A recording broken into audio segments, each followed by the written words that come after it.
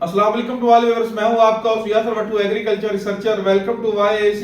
आज की नई वीडियो के साथ हाजिर हूं। आज की वीडियो का टॉपिक गंदम के फर्टिलाइजर प्लान के हवाले से है।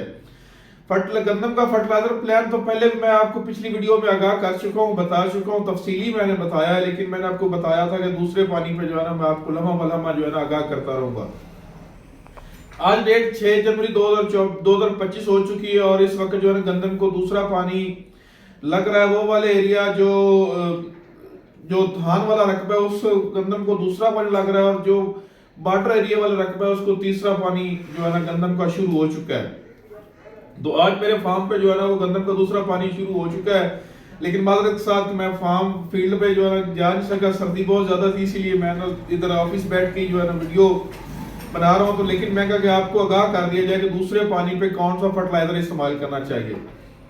जैसा कि पहले सब वीडियो मैंने आपको तफसीली पूरा मुकम्मल फर्टिलाइजर प्लान बताया था, जिसमें मैंने आपको बताया था कि गंदम की तैयारी के दौरान 1 बैग DAP डाल लें, और जब आप पहला पानी लगाएं तो पहले पानी पे 1 बैग यूरिया और 1 बैग नाइट्रोफास का जो आप वो छठा कर दें।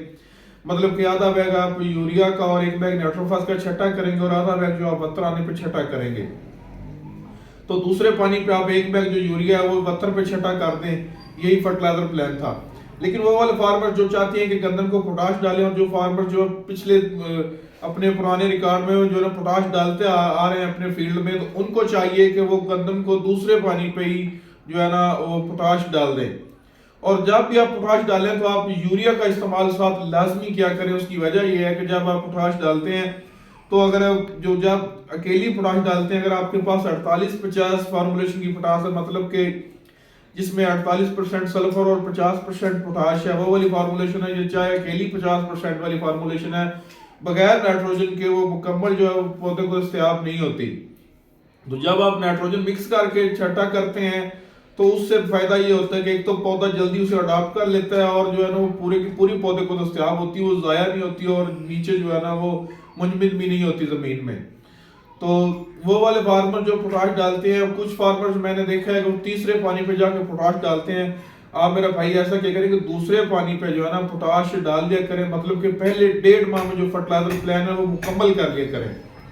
यही सादा सा और सिंपल सा फर्टिलाइजर प्लान था।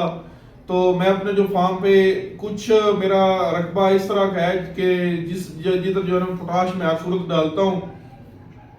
साल में एक दफा तो लाजमी किसी एक फसल पे लाजमी पोटाश इस्तेमाल करता हूँ।